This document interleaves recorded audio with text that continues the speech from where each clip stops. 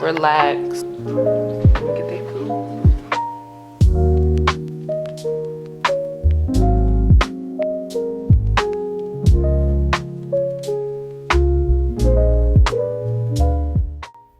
For breakfast, I'm just making a spinach omelet. So I saute the spinach first, and then once that's sauteed, I add it into my scrambled eggs, and then I cook it. I use Celtic sea salt and pepper for the seasonings, and then I put in some vegan butter when I scrambled it all together, and then I use olive oil for the pan.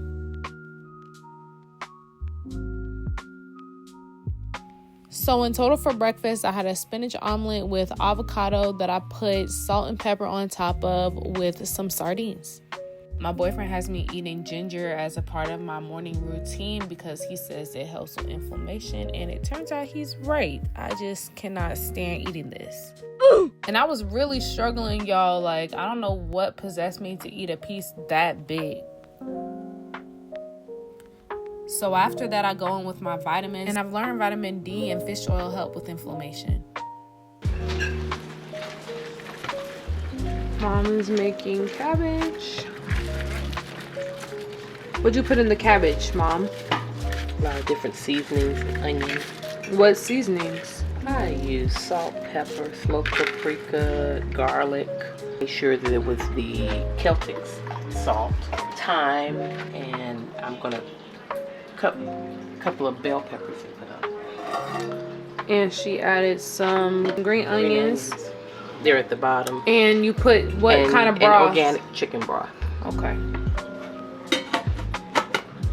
So the seasonings I use for the salmon are salt, pepper, garlic powder, onion powder, Old Bay seasoning, and smoked paprika. The last thing I did before throwing it in the oven is slapping some vegan butter on top. Then I set my oven to 350 and put the salmon inside, but I put it on the top rack. Make sure you don't put it on the top rack because it started burning a little bit, so I had to move it to the middle. But that's okay. I like mine with a little dark edges on the side, but it came out really good, the salmon and the cabbage. Hey everyone, and Happy New Year. It is January 7th, 2025, meaning it's also day 2 of restarting my cellular healing diet. And to just fill you guys in, I was following a recipe list that was outdated, and there were certain things that I shouldn't have been eating. Now, did it affect my sugar levels? I don't think so. It was mainly just meats that I was eating that I typically don't eat, but I want to follow the food list to a T to see the most optimal effects to my skin.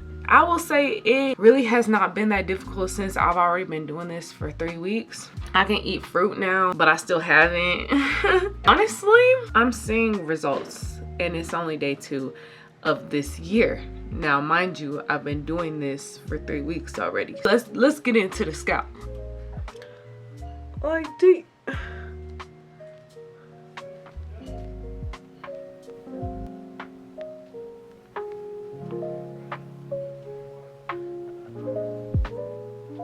I honestly think I'm gonna see results before these 3 weeks are up. The results that I truly am striving for. Also, I have been using glycolic acid and salicylic acid when I wash my hair on New Year's Eve.